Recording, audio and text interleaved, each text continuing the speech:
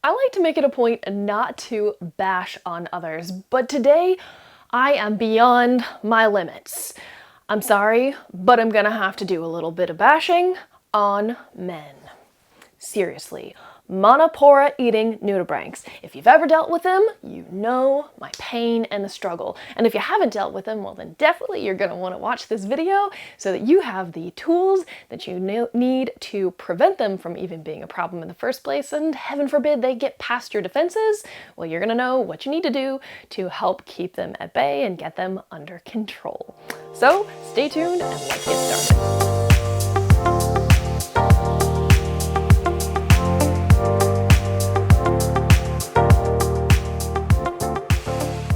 Hi there, Hillary here for Waterlogged on behalf of Saltwateraquariumdotcom. I've been lucky enough to not have to deal with Montipora eating nudibranchs up until recently, and so I thought it's the perfect opportunity for me to share with you a little bit about them, starting on how they get into our tanks.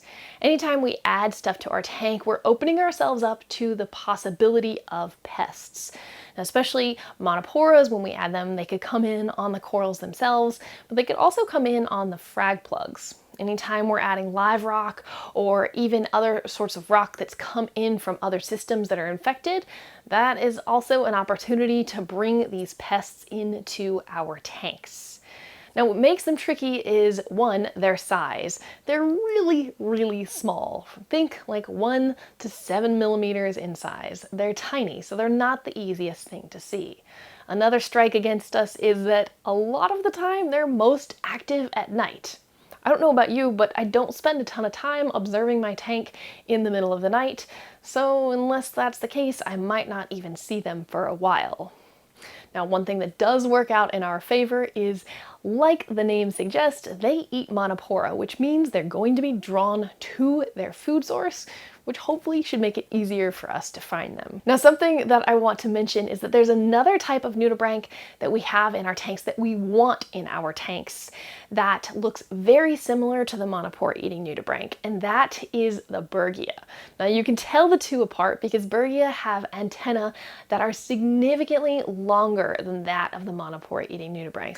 All right, let's talk now a little bit about the life cycle of these guys.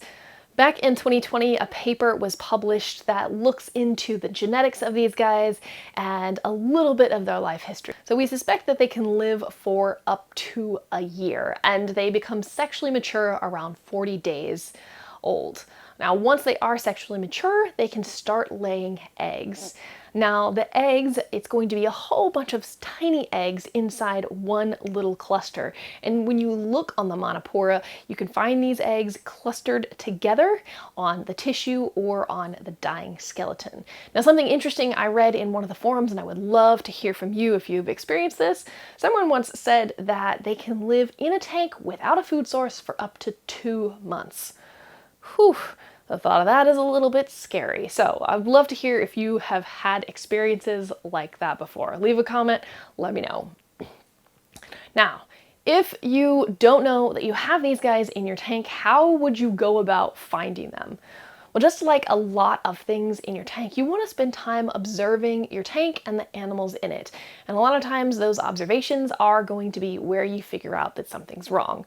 So if you've got Montiporas in your tank and you notice areas on them where the color is a little bit muted or faded, and you see areas that the tissue is dyed, especially if there's a very defined line on there, those are all going to be red flags that maybe it's time to look for some Montipora eating nudibranchs at the base where that tissue is dying off and around the area where the color is faded.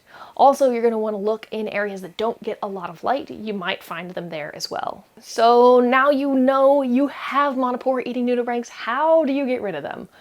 Well, just like with any issue in my tank, my first and favorite method of control is always to use biological controls. And in this case, I'm specifically talking about wrasses. So you can get wrasses like the 6-line wrasse, the yellow chorus wrasse, and even sometimes the Melanurus wrasse, and they are going to work to help get rid of these Montipora eating nudibranchs. Now, the method that I've personally been using quite frequently is manual removal.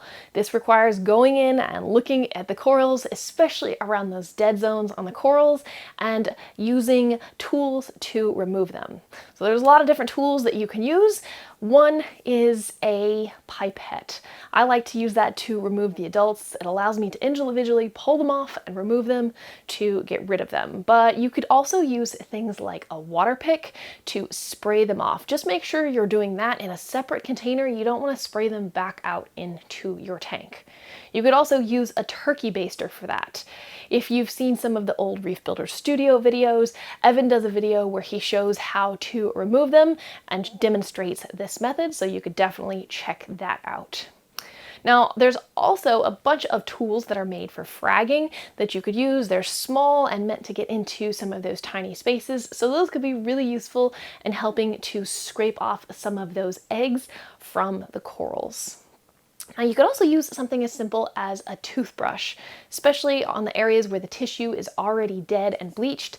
You can get a container and use a toothbrush to brush those eggs into that container and then rinse it again. Now, one thing that I cannot leave off is coral dips. So a lot of the dips that are out there, one might not fully kill the adults. It probably will stun them, but it might not kill them. Secondly, with the dips is it doesn't touch the eggs. The eggs are still going to be able to survive and withstand those dips. So once you do a dip, don't think that you're done. You are probably going to need to come back in and dip after 5 to 10 days to make sure you get those newly hatched young. Now, one thing I do like to do when I am dipping the corals for the Montipora eating nudibranchs is I like to, in my dip container, use a turkey baster and make sure that there's steady water movement around the coral tissue that's live. Now, the reason for this is some of those nudibranchs like to hang on tight, and having that water flow and that pressure of the water helps to dislodge them. After I have rinsed them in the dip, I will go ahead and have another container of clean water where I'll just swish and rinse them around again before adding them back to the tank that they're being quarantined in. Now, the last thing that I want to say is prevention. You can prevent these guys from getting in your tank, and I'm talking about dips just now. Dipping is one of the best ways to prevent the adults from getting into your tank. Like I said, if there's eggs still on there, those would actually be found if you quarantined them. So there's the second one. You want to quarantine for approximately 2 weeks, give or take. That should be more than enough if any eggs are on your corals. If you quarantine them, they should hatch out. So dip them again before you put them in your tank, and hopefully that should take care of them. Now, even if you don't think you have Montipora eating nudibranchs, it never hurts to spend time observing your tank just to make sure that everything is going smooth and that nothing is awry. All right, before I say goodbye, I just want to remind you that if you're dealing with Montipora eating nudibranchs, please don't give up. All of us have dealt with struggles and pests in the past, and there's a whole community of people out there that are willing to help you, that want to see you succeed, and will share some of their tips and successes with you.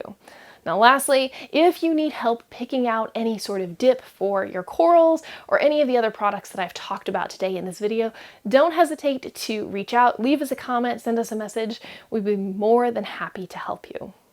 All right, this has been Hillary for Waterlogged on behalf of Saltwateraquarium.com. Thank you so much for watching, and I'll see you next time.